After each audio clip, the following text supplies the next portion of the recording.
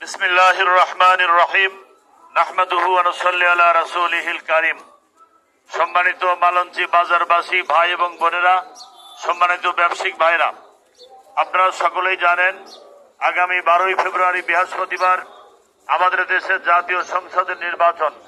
এই নির্বাচনে জামাত মনোনীত 11 দল সমর্থিত প্রার্থী হিসাবে আমি 72 পাবনা 5 আসন থেকে নির্বাচন করছি। আমার প্রতীক দাঁড়িপাল্লা।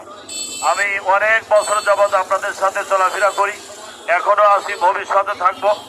আগামী 12 তারিখে ন্যায় ইনসাফ ভিত্তিক বৈষম্যহীন মানবিক একটা রাষ্ট্র গঠনের জন্য আমরা দাঁড়িপাল্লাকে ভোট দিয়ে আমাদেরকে নির্বাচিত করবেন। আমরা এই এলাকার